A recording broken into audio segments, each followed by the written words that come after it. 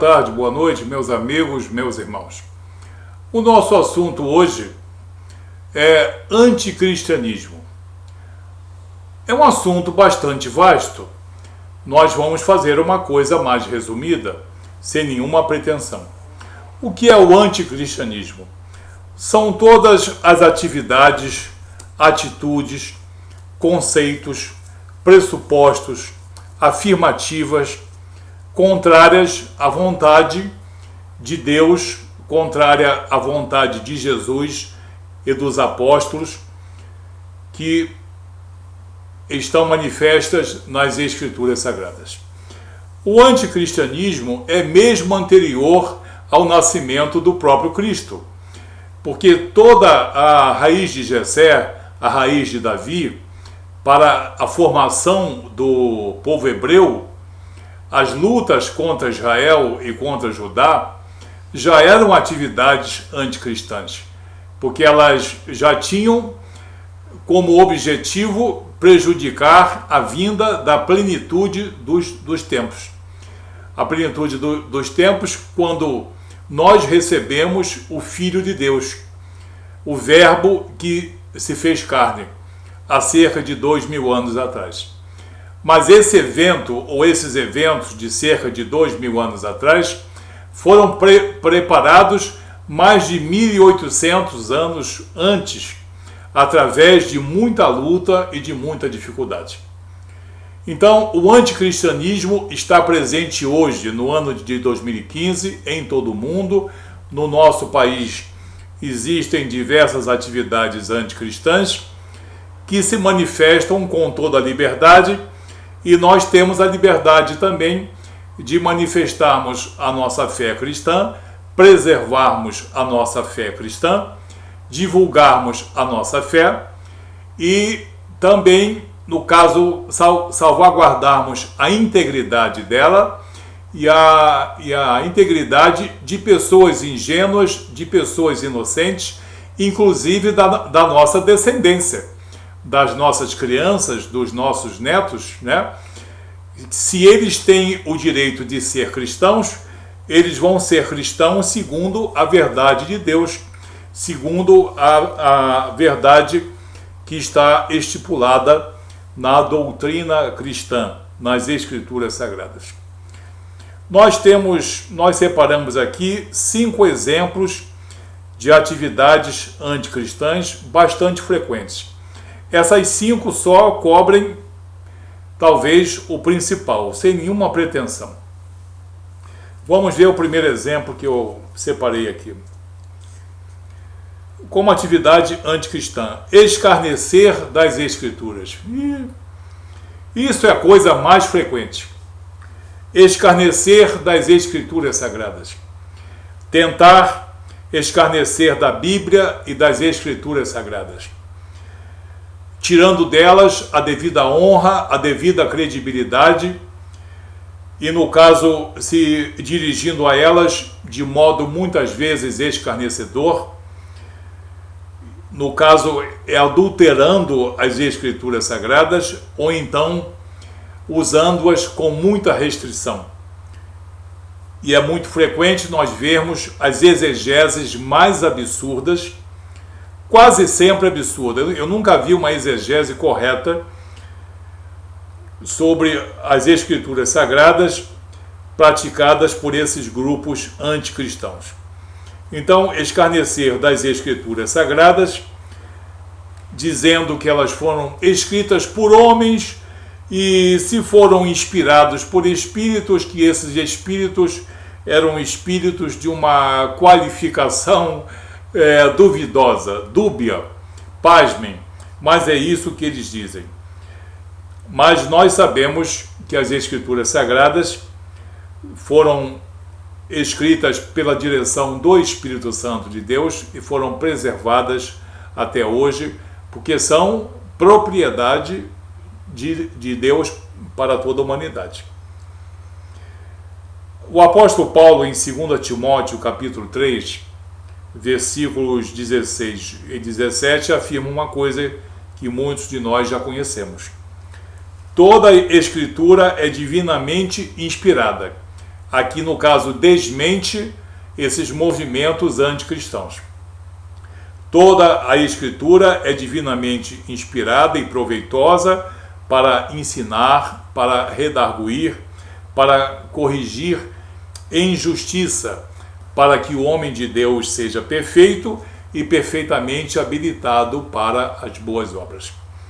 Então, por mais que os anticristãos queiram escarnecer das Escrituras, a credibilidade delas nos é garantida pelo Espírito Santo de Deus e pelas afirmativas dos apóstolos, como está aqui Paulo em 2 Timóteo capítulo 3. Vamos ver um segundo exemplo aqui. Salvação pelas obras. Outro bastante frequente. Salvação pelas obras. Obras não salvam ninguém.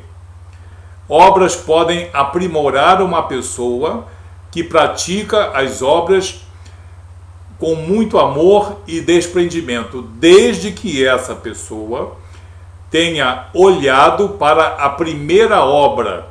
Qual é a primeira obra? É a obra de resgate, é a obra de entrega de nosso Senhor Jesus Cristo na cruz. Tem muitas pessoas que são hábeis em boas obras, em beneficências, em ajudar as pessoas. Muito bem, estão praticando beneficências. Elas olham para todos os lados, vendo se há alguma pessoa necessitada. Muito bonito, não vamos criticar, mas não são capazes de olhar um pouquinho mais acima e ver a obra superlativa de salvação, a maior obra de amor, a maior obra de caridade, a maior obra de resgate, que é proveniente do Filho de Deus, que entregou-se na cruz em holocausto perfeito para a nossa salvação. Olhar para todos os lados e querer fazer boas obras interpessoais dentro de um amor, digamos, fraternal, mas não reconhecer e mesmo desdenhar a obra salvadora de nosso Senhor Jesus Cristo, é apenas para praticar atividades sociais e apenas beneficências. As obras não salvam, as obras aprimoram o homem cristão, a mulher cristã, que pratica essas obras com desprendimento, com um verdadeiro amor pelo seu próximo. As obras não estão sendo criticadas, elas só não podem ser colocadas acima e à frente da obra maior, que é a obra salvadora de nosso Senhor Jesus Cristo. Quando o homem faz isso, ele perde completamente a credibilidade das suas obras e elas não passam de beneficências. O apóstolo Paulo nos prova que as obras não salvam. Na carta ao pastor Tito, no capítulo 3, versículos 5, 6 e 7. Também uma passagem muito conhecida. Diz o apóstolo: não pelas obras de justiça que houvéssemos praticado, mas segundo a sua misericórdia ele nos salvou. Ele nos salvou pela lavagem da regeneração e pela renovação no Espírito Santo. Espírito Santo que abundantemente ele derramou sobre nós por intermédio de nosso Senhor Jesus Cristo, nosso Salvador, para que, sendo justificados pela sua graça, sejamos feitos herdeiros segundo a esperança da vida eterna. Ok? Então, as obras são aprimoradoras. Elas não salvam ninguém.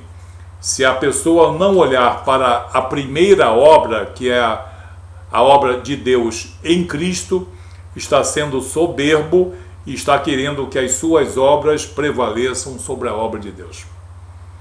É isso que muita gente não entende e fica aí rangendo os dentes, vociferando. Que absurdo vocês não entenderem as obras. Nós entendemos de obras sim. Obras e méritos. Homens e mulheres cristãos entendem perfeitamente o que é obra, o que é misericórdia, o que é caridade, o que é compreensão, benevolência, o que é amor fraternal. Nós assistimos também muitas pessoas em nossas congregações, nós fazemos obras por todo esse país, nós evangelizamos em todo o mundo, não apenas levando o evangelho que tem transformado milhões de vidas todos os anos.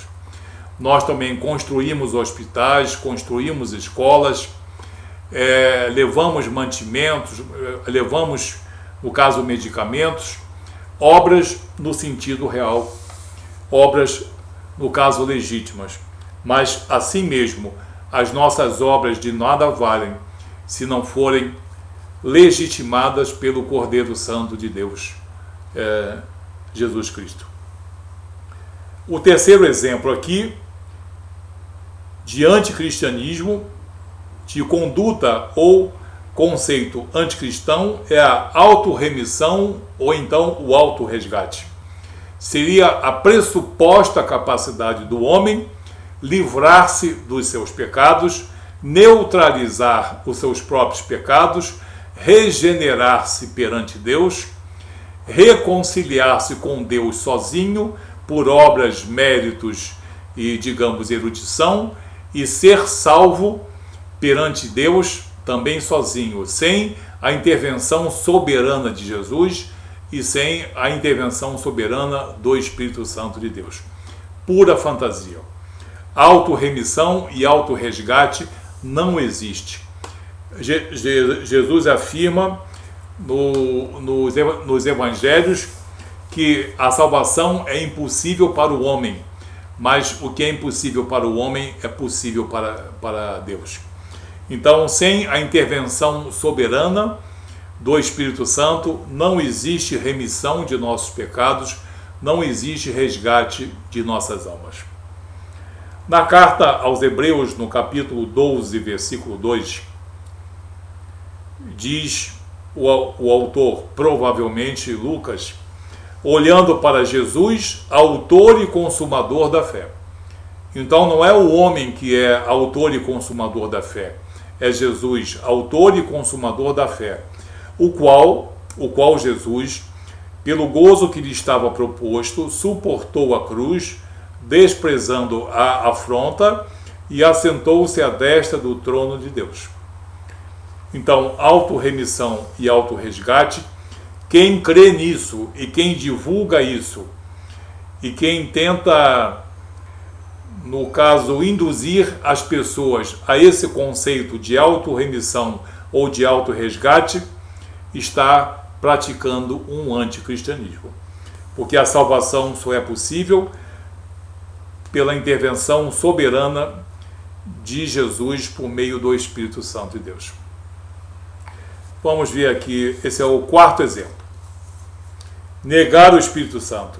Esse é comuníssimo, extremamente grave, extremamente frequente. Negar o Espírito Santo de Deus.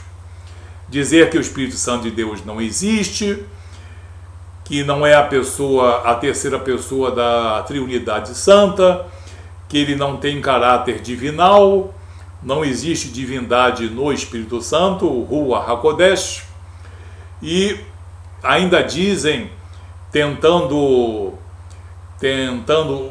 utilizar o grego, que não existe artigo, então seria um Espírito Santo, nada disso, nenhum nem outro. O Espírito Santo é um nome próprio, é uma pessoa, Ruach HaKodesh. É o Espírito Santo de Deus, a terceira pessoa da Triunidade Santa. E o Espírito Santo de Deus não pode ser negado, nem pode ser escarnecido, porque ele é o penhor da nossa salvação. Ele é o selo da nossa vida eterna e da nossa aceitação perante Deus por Jesus Cristo. Então, o Espírito Santo de Deus é a condição sine qua non para a nossa salvação, para o nosso aprimoramento, para a nossa regeneração, para a nossa reconciliação com Deus, para a nossa vida eterna. No Evangelho de Lucas, capítulo 12, versículo 10. E a todo aquele que disser uma palavra contra o Filho do homem ser-lhe-á perdoada, mas ao que blasfemar contra o Espírito Santo não lhe será perdoada. Muitos blasfemam contra o Espírito Santo de Deus, dizendo que ele é apenas um espírito desencarnado, humano. Pasmem, isso não existe. Que ele é o espírito de cada homem, que são espíritos em diversos processos evolutivos, as coisas mais absurdas. Então, descaracterizam ou negam a pessoa do Espírito Santo de Deus. Isso é uma nítida atividade anticristã. Em quinto e último lugar, desonrar a cruz de Cristo. Desonrar a cruz de Cristo. Eles ficam todos entusiasmados, achando que nós não conseguimos ver a maldição da cruz. Só que, nesse caso aqui, se trata da cruz de Cristo. A cruz que Cristo aceitou carregar e nela morrer para a remissão de nossos pecados. É a cruz que tem a honra de Cristo. É a honra para onde foram levados os nossos pecados, as nossas enfermidades. E pelas suas pisaduras fomos sarados. Não é que tenham terminados os pecados nem as enfermidades. É que na cruz de Cristo, Jesus trouxe para si poder e autoridade sobre toda enfermidade e sobre toda tribulação, sobre tudo aquilo que possa prejudicar o homem, né? Mas ele não anulou os pecados nem as enfermidades. Ele trouxe autoridade para si.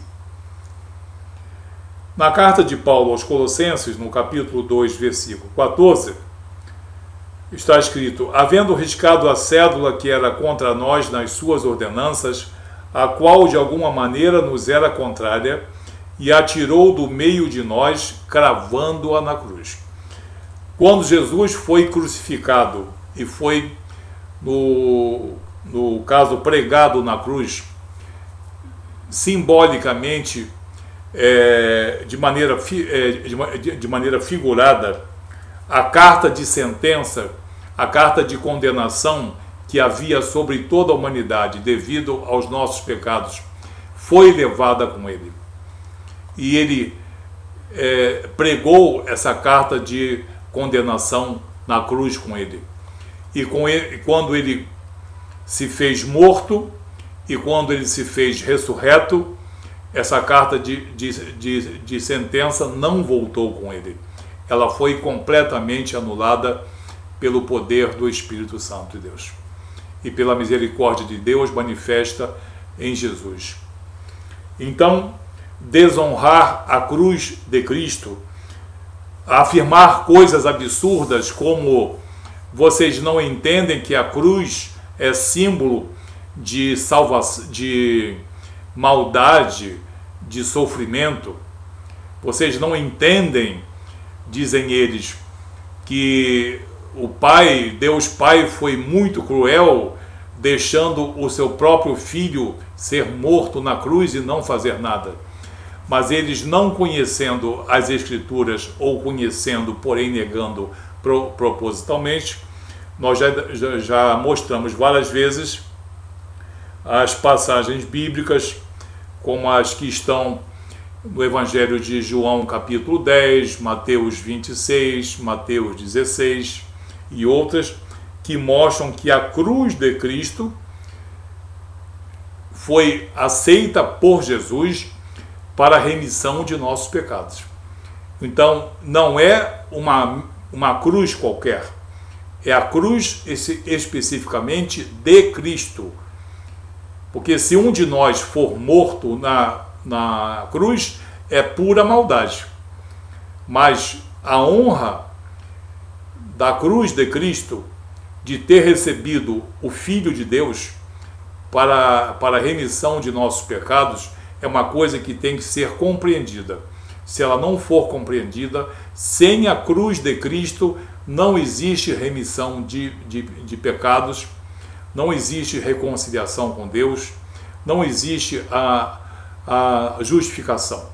Ensinamentos de Jesus são aprimoradores da fé cristã, mas não existe fé cristã sem a cruz de Cristo.